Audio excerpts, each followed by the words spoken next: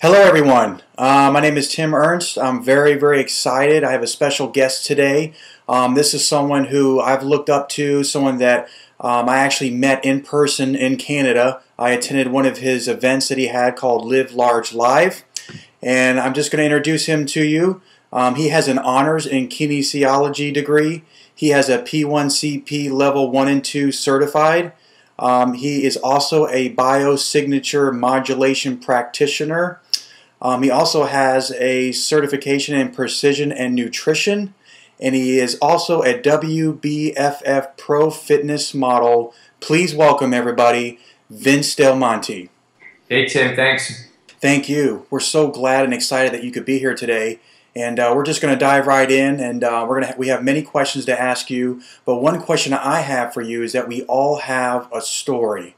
There's some type of motivating factor that sometimes pushes us or drives us to do something. So what is one motivating factor that helped you to want to get into fitness and help people build muscle?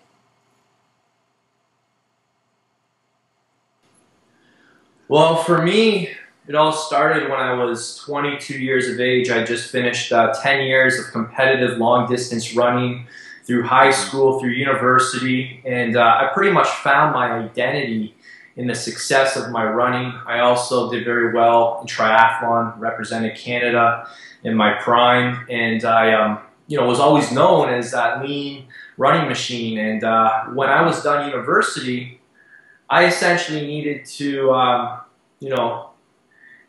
start my life and start making money, and I had to figure out what I wanted to do with myself.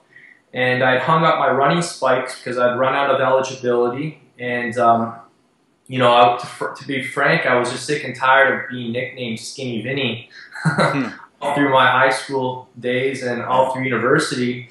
And on top of that, I lived with 8 dudes who were probably the most jacked up dudes in university. I went to the University of Western Ontario, and these were the guys that girls wanted to be with, and the guys wanted to be, and I was constantly around them. And these guys, I associated their popularity and coolness, if you will, and with the muscle they had, it seemed to give them confidence. And, I wanted to have that. So what I was, to be honest, my main motivating factor was to achieve all those things I thought muscle would give me. I was, I guess you could call me a pushover. In high school, I was that skinny twerp. I didn't really stand up for myself, and I didn't have a lot of confidence. And the only thing that really kept me confident was the success and identity I formed in my running. So I guess I was curious to know, what would happen to my body if I took all the time I put into my running, all the hard work, into the gym. Would I be able to put on muscle? Would I be able to have a transformation? And it was, I was curious, and I was also really fascinated with just the ability, I was just really fascinated with, do I have the ability to pack on a lot of muscle? So, and what would happen if I transferred all the efforts from that one arena that I had success in to the arena of the gym? And when I graduated university, that's what I did. I got into the fitness industry. Another driving factor was that I was pursuing a career as a personal trainer, but I didn't look like a personal trainer. Nobody wants to, hire somebody that doesn't look the part, right? Yeah. So I was pretty motivated to gain muscle, to get my business started, to start getting clients, and just for my own confidence, and because I was no longer going to be a runner, so I wanted to kind of I felt like I needed to find my identity in something else. So cool. I guess so. I guess it would be safe to say that when you're building muscle, it kind of does something to you. Psychologically as well. It almost like gives you this new life. And I know you had, said something about, it gave you more confidence. Could you explain what you mean by that? How it just gave you a new confidence? Because I know sometimes when you're building muscle and your body's changing, you almost have like this new life. So go ahead and explain that for us. Yeah, I call it life-changing muscle, and I don't say that, I mean that in a literal sense. You know, people looked at me different. It was interesting. You know, people, you know, when you physically look bigger, more powerful, you know, I think people respect you more. People are more fearful of you. And you know, wasn't like a huge guy, but I certainly wasn't the smallest guy anymore. And I certainly didn't have people ask me, "Do you even lift, bro?" I was, you know, people could clearly tell that he obviously lifts weights, and that was very satisfying. So yeah, I mean, I guess it gave me confidence to continue asking what else is possible. You know, if I could do this with my body, what can I do with my business? You know, you know, if I can do this with my business, what can I do with my, you know, relationships and my spirituality? You know, it was kind of like a metaphor for life. And I think a lot of guys listening to this right now can relate to that when they gain. And what I like about fitness is that it's, you know, it's very tangible. So once you achieve, you know, all the same things that go into creating a great physique go into creating success in all other areas of your life, in your schooling, in your business, in your relationships, and all that. So I believe if you can create the body of your dreams, you can create the life of your dreams too. So for me, this wasn't one-dimensional. And I think that's what really got me excited to, you know, use my transformation as a platform to help other guys, you know. Cool. So, yeah, I absolutely believe muscle is life-changing and it just starts with 1 pound. And, you know, if you can build 1 pound, you can gain 10 pounds, you can gain 20 pounds. And, you know, I think the only limitations people experience are the ones that they create in their mind. And I think there's a lot that goes into the mental component as well. So it's quite fascinating. You know, I think, like I said, I think the gym is a metaphor for life. So, yeah, you've kind of said that. I mean, you know, I know you've always had this quote like, if you can live large inside of the gym, there's no reason why you can't live large outside of the gym. So it's almost like, you know, that same dedication you can use in the gym could also apply to the world. Absolutely. And what I learned early on is that everybody in life is looking to trade up. No one wants to trade down. So they want to have, you know, a better life, a better career, better relationships, a better body. No one's looking to downgrade.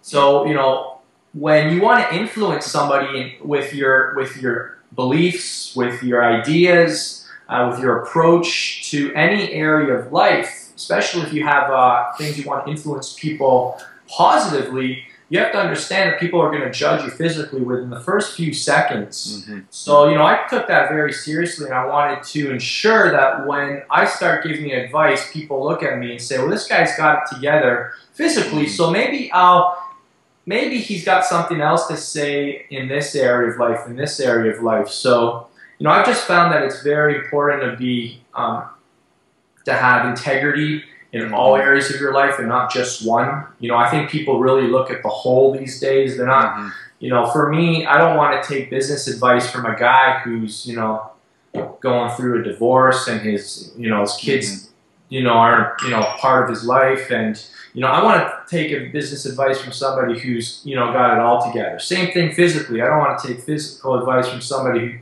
who doesn't have the other areas together. So I think that people are really looking at you as an entire person, not just one element. I hope that makes sense. That makes sense, yeah. But what I'm basically trying to say is it all starts with the physical. If you can get your physical in order, then you can start getting those other areas in order, and you'll be able to be more powerful, more influential in all areas of life. Okay. The next question I have for you is, what fuels your passion to help people change their bodies, to gain weight, and build muscle? Man, that's a great question. I think you know, I'm very aware of how little time we have here on Earth. And, you know, a lot of people don't know this, but when I was, I think, 16 or 17, I got into an accident on my bike. And anyways, I'll tell you guys this story. I was in the middle of a triathlon, Collingwood Triathlon, and I was going through the final intersection of the race. And in these triathlons, every single intersection is controlled by police officers, and the riders have the right of way. So when you go through an intersection, you don't look. You're never wondering if there's cars coming. You just ride without abandon, and you just go. And when I was going through the very final intersection of this race, now this is when triathlons just got started. I believe this was like the second or third year that they were really taking off in Ontario.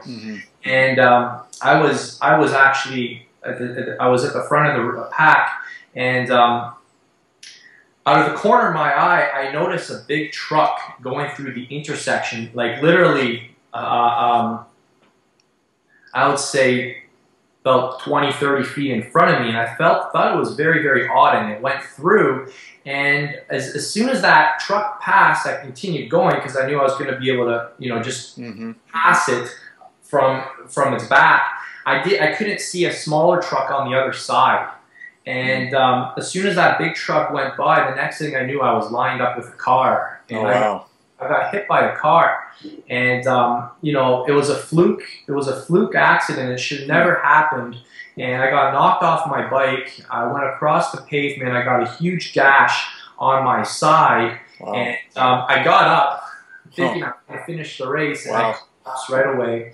And my mom had the whole thing on camera too, which is the freakiest part. Right up to the point where I was about to get hit, and she dropped the camera. Oh wow. Yeah, it's pretty crazy, and you know, thank the Lord that it wasn't any more tragic than just, you know, me scraping up my leg and a huge gash in my hip.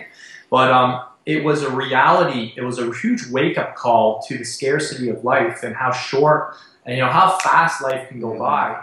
And you know, it was really scary because that night when I was at home, I was the first item on the 6 o'clock news. Oh wow. That was the first item because, you know, a 16-year-old triathlete gets hit by a car, and you know, my dad was making a joke of it. He goes, "You made the 6 o'clock news." And then at 11 o'clock, I was the second item.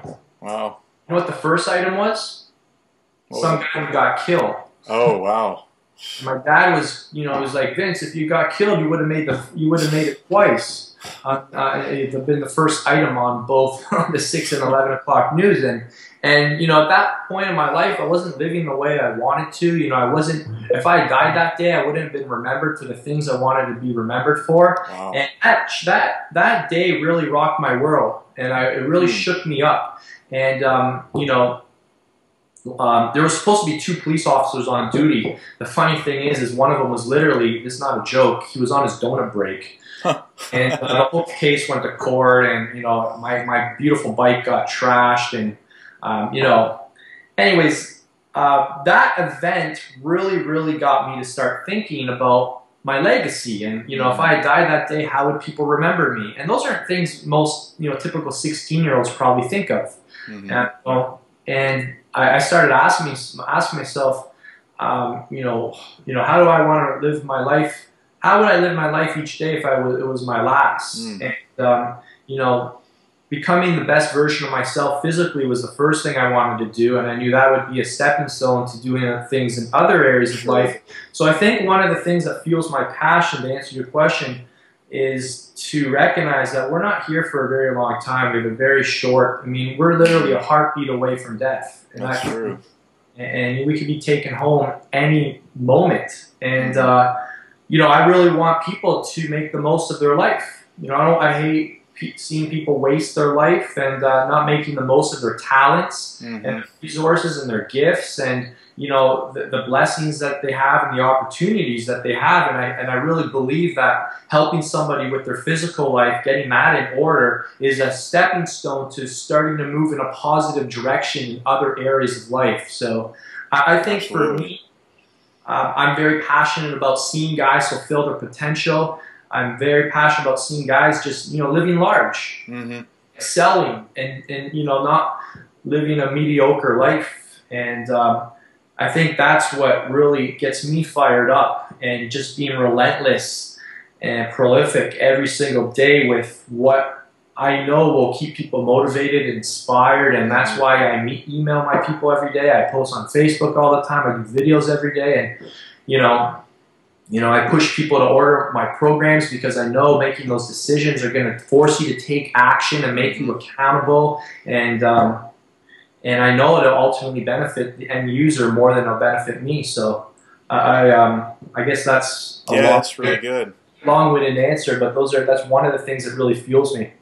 Wow, that was a pretty good story. I know I don't really have a story related to that, but I do have something that applies to my life. You know, I have a story too, and I know I've shared it before about I had a brother that had passed away, and when that happened, it just really opened up my eyes to realize that we don't have a whole lot of time here on earth. And I think that, one of the best things that you could do while you are here for this short amount of time is to make a positive impact on people's lives. And I think you're doing a great job with that, helping people change their physiques, which in turn, changes their, their mentality and just gives them this new life. So yeah, I'd have to agree with you. I mean, it's just, we all have those stories, and I just think that we need to use those stories in a positive light so that we can help people and, just leave an impact in people's lives. So great story, Vince. Loved hearing it. I'm sure everybody else did as well. Yeah. I think just take life for granted, especially living in Canada and North America specifically. I don't know if anybody here has ever visited a third world country, but I had an opportunity to go with my father to Honduras a few years ago on a missions trip, and it literally rocked my world. It was probably the toughest 7 days of my life. Wow. And I mean, to see, it's just insane how spoiled, rotten we are here in North America. It's, to be honest, almost disgusting. Yeah. I mean, the fact that we even have paved roads, and when I hear people complain, I feel like shipping them off to a third world country. Just, try this for a week and then back here, and we're so ungrateful. I mean, I don't want to sound negative, but I mean, there's a lot of people who are so ungrateful, and it's just a matter of perspective. And I believe, God uses events in our life to change our perspective and to teach us. I believe life is God's best teacher. Yeah, I agree. Yeah. More than anything else. So I think I just see life as being so fragile, and that's why I'm very passionate with helping people, first physically, and then hopefully that goes to other areas of their life. Yeah, that's definitely good. Well, the next question I have for you is, when you started, changing your body and building muscle, did you have any coaches in your life or mentors that kind of helped you along in that whole process? And if you did, could you explain to us how important and vital it is to have a coach and have a mentor? Great question. I would not be where I am today without coaches, without mentors. I truly believe that the most successful people in life will have a team around them. They'll have a group of mentors, coaches. If you look at the world's most successful athletes, they all have coaches. Nobody's self-taught, and nobody does it alone. I believe in the acronym TEAM. Together, each achieves more. And I'm blessed to have some of them found, coincidentally, whatever you may call it. Some of them I intentionally seeked out. I also believe in the little motto, you need to pay to play. And a lot of people who follow my business success, my online fitness business, know that I've invested an enormous amount of money to seek out some of the best coaches and teachers in the world to share their information with me. And I know, Tim, you have a similar story as right too. So when I got into fitness, specifically bodybuilding, when I was 22 years of age, I was in church of all places, and there was a dude, and he was in the pews there. He must have heard me praying desperately for a change. Maybe I was praying too loud. And we became friends, and he was a provincial level bodybuilder. Wow. He was natural, 100% natural. He was a chiropractor. He was in his 40s, but he looked like he was in his 20s. And the first thing I noticed were his calves and his forearms. And they were just, I've never seen a man's forearms or calves this big, and they were veiny. And I'm like, that's what I want. And he wasn't wearing revealing clothes, but you could just tell this guy was jacked. Yeah.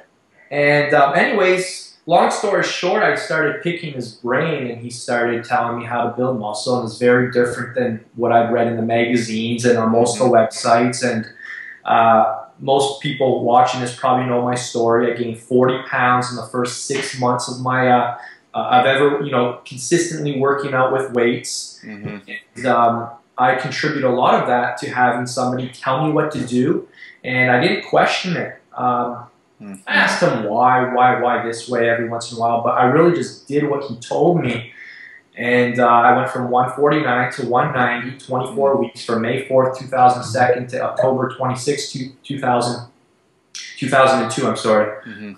And that was the introduction to my, weight training. And I contribute a lot of it to having him just kind of guide me and, eliminate the guesswork for me.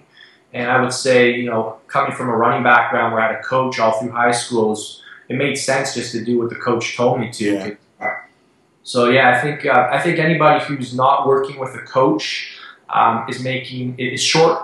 I won't say not going to get results, but they're certainly not going to achieve the best results. It's kind of funny, even 10 years later, I've never written my own program, ever. I've never, ever designed my own program.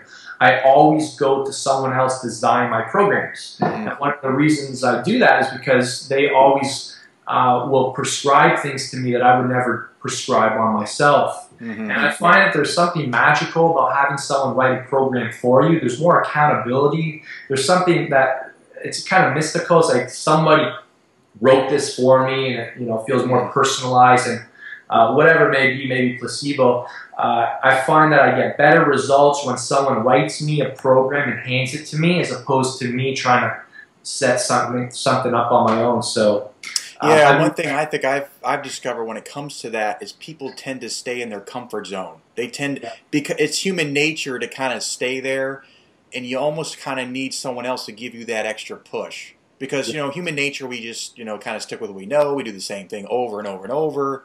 So I think that's a great point that you brought up, that having a coach is going to probably put you in areas of your fitness level that you may not have been able to come up with yourself, only because you're just want to stay comfortable. You don't want to come out of that comfort zone. I think that's great. I also believe in task completion. I believe in finishing a goal. So when I invest in a program or follow a program, one of the things I think from all my running, I see it through to the end, where I see a lot of people making a mistake where they program hop, or they move on to what call the next red shiny object. So, they'll follow something for a few weeks, then they'll see something new and shinier, and it's exciting. Let's admit it. New is exciting. I've kind of learned how to use that to my advantage and embrace that, and periodize my programs around 3 to 4 week mini cycles, so that I have something to look forward to. But at the same time, every phase of my training is built around progression and seeing it through to completion. And this is one of the most reliable scientific principles in the strength training community. It's called periodization. And it's another cool name is reverse engineering. So figuring out where you want to be, this is all what Stephen Covey taught, starting with the end in mind. So if you know you want to be this strong on this day, and you're only this strong today, well, you have to create a program that progressively and strategically prepares you for the next phase. And that that doesn't need to be a complicated process. A lot of people get scared off and think that's too much thought, or it really doesn't need to be complicated. It can be, but I keep the principle of periodization really just means to plan. And everybody knows the famous saying, "Failing to prepare is preparing to fail." Yeah.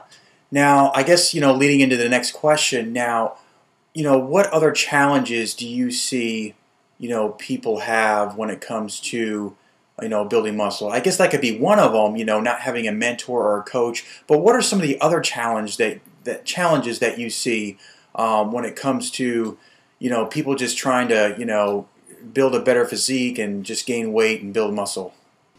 Well, one, people don't have a deadline. So there's no urgency.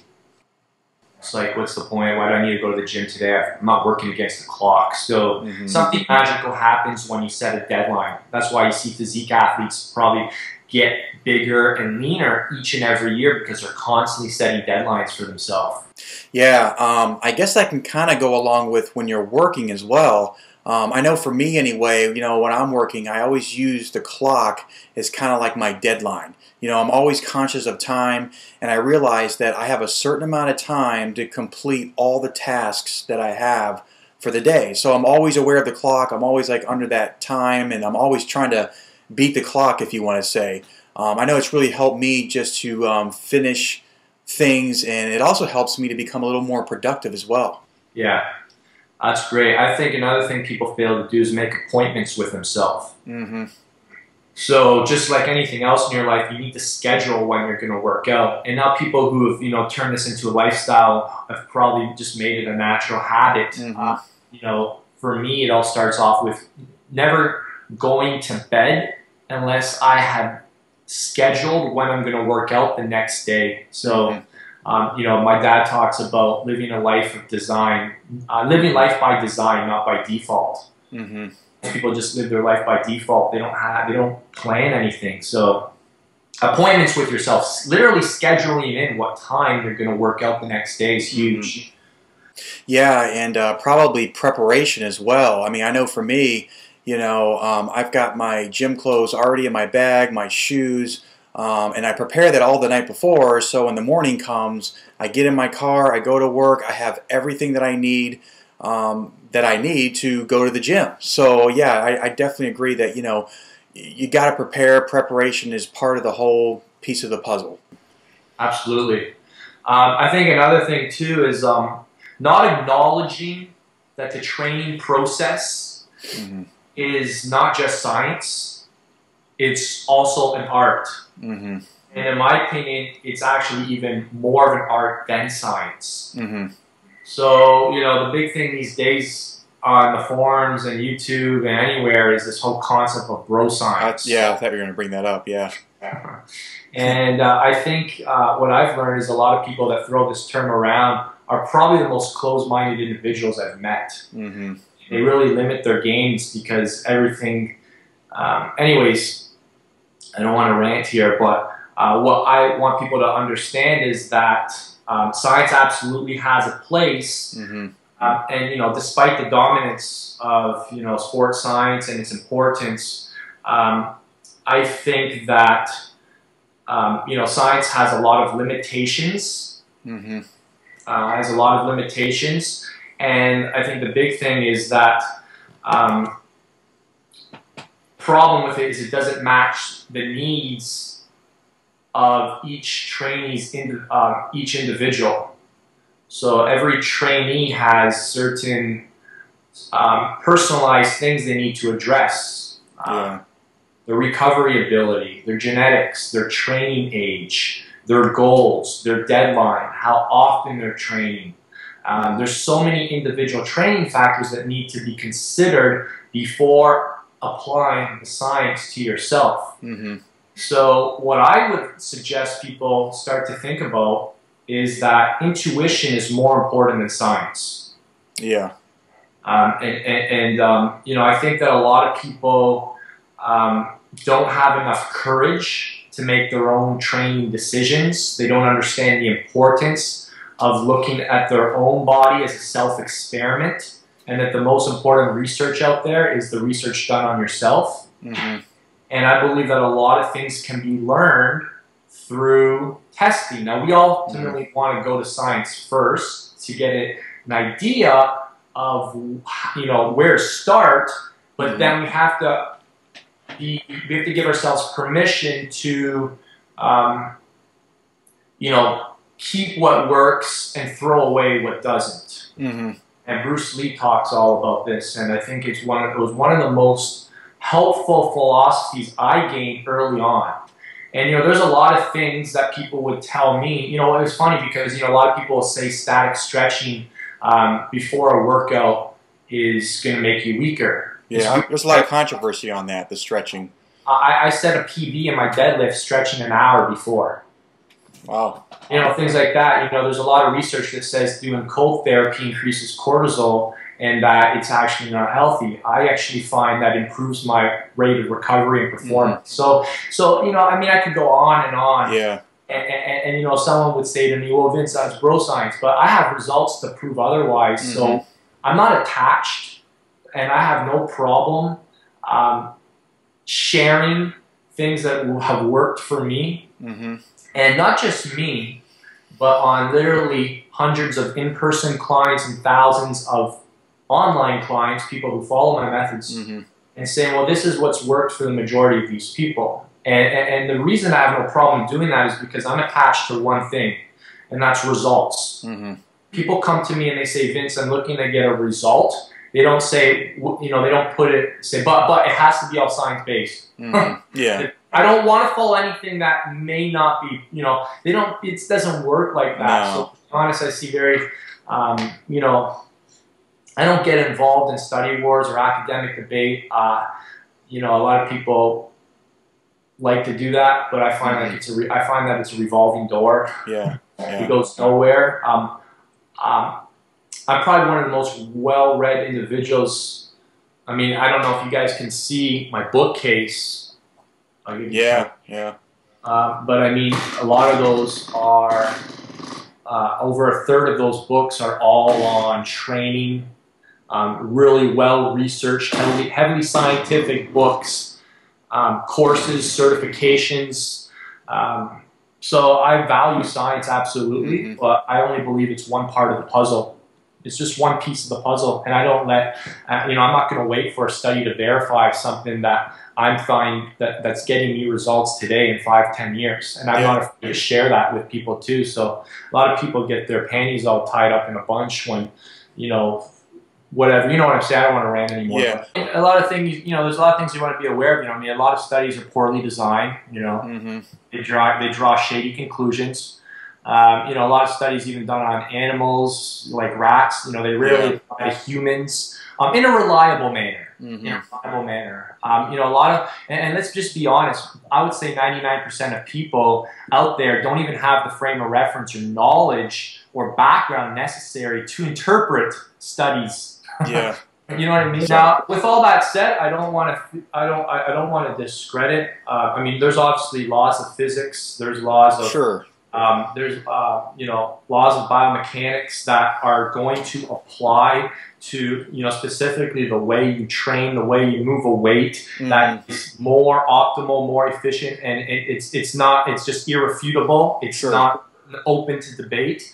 So I certainly, and you know, if you're a Hypertrophy Max member, or if you've invested in Ben Pikowski's MI40 program or my Live Large stuff, you'll see that we go in depth on how exercise is really just physics. It's really biomechanics. Exercise occurs on the inside. So there are certainly scientific principles that apply to how to move a weight that creates more tension, that creates more torque, that creates more fatigue. That is just, there's no debate. There are ways that are clearly right and ways that are clearly wrong when it comes to many things. But, you know, and I want to make sure people understand that I acknowledge that. But then there comes to a point where then there's things can be kind of, you know, it gets a little gray. I know that's one thing that you've touched on in the past is, you know, there's certain things that you have to take into account when building muscle. And one topic that's thrown out there a lot is this whole concept of your genetics. And you seem to be someone who, you know, in the past, you know, you were skinny, and it seemed like you've beat your skinny guy genetics. So, Vince, if you could, you know, talk a little bit about, you know, how important really is genetics when it comes to gaining weight and building muscle?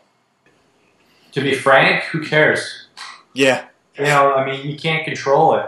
I mean, I really don't feel like that's a useful question. People will put numbers that genetics contributes 20 to 30%, and I believe that, you know, there's certain people that were just born to be, you know, you know, you don't become a football player. You're born a football player, and you know, I do believe in some of the, you know, some of the models. People say, you know, if you want to, you know, choose your parents wisely. I mean, I'm clearly not built to be a football player. I'm clearly not built to be, you know, I've got long limbs. You know, I'm not built to be a power lifter. So, but if I wanted to pursue powerlifting, I certainly could make a lot of progress if that was my goal. So I think you need to kind of keep them, you need to respect it, but I don't think it should be a focal point. Mm-hmm. You know, even focusing on progression and, you know, making improvements each and every day. You know, and I think, you know, some people call me naive or maybe overly optimistic, but I would never underestimate the human spirit. Yeah. I believe that the human spirit is very powerful, and if you truly want to excel at something, I think you can. And there's so many people out there that, to me, any other point of view is not self-serving. Mm-hmm. And I just feel like, you know, I was told at the age of 16 that, you know, I'm never going to be a great runner, you know, for various reasons. Mm-hmm. And I was never going to, and I never was like, you know, an amazing runner. I was always kind of a mid-packer, but, you know, I you know, represented I was a captain in my 4th year. I got to experience a lot of things that went along with my running career. It created a lot of habits that changed my life. So, you know, I think it's just a negative viewpoint that doesn't serve you. So I would focus on, what I would focus on is not genetic limitations, but lifestyle limitations. Mm-hmm. I think the thing that affects people more is lifestyle limitations, things that you can actually control. Mm-hmm. How often you work out, your consistency, what you know, your recovery, your nutrition, how hard you work out, the coach that you have, the program you follow, and I would get people to start focusing on lifestyle limitations, things that they can improve. Because most people never even get close to their genetic limitations. Maybe very, very few people will ever experience in their life a true genetic limitation because there's so many lifestyle things that can be improved first. Sure. So, I mean, that's kind of the way I look at it now. No other viewpoint really serves me. Yeah, yeah. I mean, it's almost like you just got to take with what you have and just work with that and improve on that. Yeah, exactly. And, you know, I always say to people, don't compare yourself to anybody else but yourself, because, I mean, at the end of the day, you don't know what other people are doing. That's true. Yeah, exactly. You'll hear people defending certain approaches, certain eating ways and everything on the internet and say, but so-and-so, so-and-so, and so-and-so does it. Well, you know everything else they're doing? Yeah. Like, but seriously, do you know every single aspect of their life? Like, do you know everything? Like, there's no point. You can't compare. It's just kind of no point to compare yourself to anybody else except yourself. Yeah. Yeah, I just think it's better just to challenge yourself. You know, one thing that you had touched on previously is about, you know, the human spirit and how, you know, when it comes to the human spirit and you really want to go after something and you want to do something, you're not going to let anything get in your way. So I do believe that the human spirit is just far more powerful in getting things done. I mean, I've seen people with limitations that succeeded more than the average person. And it was just because that, you know, they just had to work a little harder, and it's just amazing that what the human spirit can achieve, even, you know, having limitations. Yeah, they're forced to work harder. I mean, it's funny because, you know, I was talking about this with my great buddy Ben Kowski, bodybuilder. We're out for dinner last night, and, you know, a lot of people think that he has great genetics, but, you know, Ben actually was a long-distance runner as well in high school. Wow. His parents are not in great shape. Like, he had to work his butt off to develop, you know, gain every ounce of muscle on his body. And, you know, a lot of people look at him now and think, oh, he's, you know, he's genetically gifted. Actually, he wasn't. And, you know, Ben is known as one of the, he's known as a thinking man's bodybuilder. And he takes one of the most scientific approaches. And I asked him, you know, why? And he says, I have to. You know, to compete against the guy he's competing against, he needs every edge he can get. So he has to take advantage of every piece of scientific information and the smartest people, doctors and therapists and coaches. He has to. Yeah.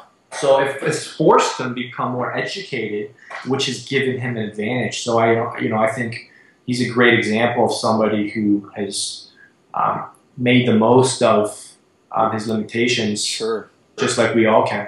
You know, when it comes to building muscle, there has been shown ways to predict certain training responses based on the amount of time under tension, the amount of reps, the amount of loads you work with. So, you'll get, you hear a lot of people say you need to lift really heavy weights to build muscle. Well, actually, that's not true. Heavy weights increase central nervous system efficiency. They help recruit more of the current muscle you have. But the really low reps do not make you bigger. They're a part of the puzzle. But what all the convincing scientific literature shows is that time under tension with sufficient load, mechanical stress, lactic acid accumulation, blood flow restriction, those kind of responses have more to do with hypertrophy of the muscle than anything else. Now,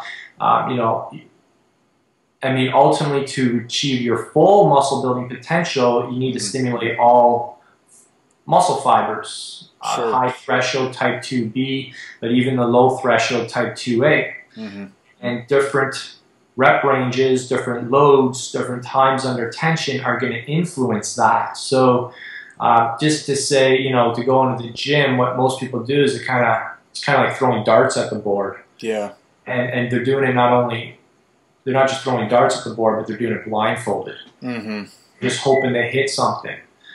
So we have it's actually a lot of this research is coming right out of your own hometown, Tampa. Yeah. Tampa, one of the world's brightest, one of the world's leading doctors on this subject of hypertrophy, Dr. Jacob Wilson, is proving all this right now. Oh, wow. And got a phenomenal website too, abcbodybuilding.com. It's just extremely research-based, and you can learn about some of the most effective ways to build muscle, and that's where I would start before I start using my intuition. You know what I'm saying? Yeah. So I always start in the classroom. Yeah. I want people to be very clear on that. I always start in the classroom. I don't say I'm going to try this out myself because I think I know what I'm talking about. I think that's a big mistake a lot of people make as well. Yeah. A lot of people out there think they're smarter than they really are. Okay, yeah. And I found that the more you know, the less you really know. Yeah. I'm sorry, the more you learn, the less you really... The people that are truly humble and will admit this will admit, some of the smartest people I know will admit that the more they've learned, the less they really know, because it just raises more and more questions. Yeah, that's true. I guess, one of the things I know I've learned is that, you don't have to lift heavy weight to build muscle. One thing that you have said before is that, there's a lot of people that are moving the weight, but are they really building their bodies? And one of the words that you use is that, there's a lot of people in the gym that are weightlifters, but they're not bodybuilders. They're just kind of moving the weight and going through the motions. And we all know that there's different ways of working out, and a lot of people don't take into account that you have to use time under tension, how much stress you use on that muscle, the right amount of inward intention, and all those things. Yeah, that's great. Absolutely. So most people, like you said, are just concerned with moving weights from point A to point B, and they're unaware that exercise occurs on the inside, and force is created internally. So your body doesn't know if you're working with a 30 or 35-pound dumbbell. Exactly. It understands how much tension is on that muscle, how much fatigue there is, how much lactic acid, how much cell swelling is occurring, so how many muscle fibers have been torn, broken down. So it doesn't say, oh, hey, good for you, you're lifting 35s today, I'm going to reward you with some new muscle. Yeah. And even you can take that a step further to exercises. A lot of people, the problem with trying to learn exercise by watching other people is that you don't know what's going on inside their head. I always use the example of doing push-ups to train your rear delts. And anybody who hasn't heard this analogy, you can go down onto the floor and try this yourself. Instead of shoving your hands inward, which will create inward tension on your pecs, if you shove outwards, you can actually start to feel your rear delts. Oh, wow. And and when you go to the gym, you have to understand that names of exercises were just things some random dude gave them. So you're, you know, a bench press doesn't work your chest because it's a bench press. It works your chest if you create inward intention. You create lines of forces that create create torque, or, you know, around the joints that, you know, recruit the pecs. And people don't understand that, so they, you know, they look at it from a very simplistic standpoint. This all comes back to, I mean, the smartest people I know on how to make, you know, how to exercise properly have a very deep understanding of biomechanics and physics. And for anybody interested in taking the best course out there on this subject, it's RTS123.com.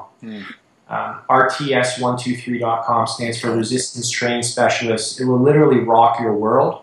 And probably change everything you ever thought you knew about lifting weights. Wow. So I highly recommend RTS123 for any up-and-coming fitness professional. And probably the first 6 days will go completely over your head. Anyways. Okay, we want to thank Vince Delmonte for his time. He's got to run. But make sure, guys, to stay tuned for part 2. We're going to do a part 2 of this video. And if you have any questions or comments that you want to leave below this video, feel free to do that. We want to thank you again, Vince, for your time, and we'll see you in part 2. Thanks, Tim.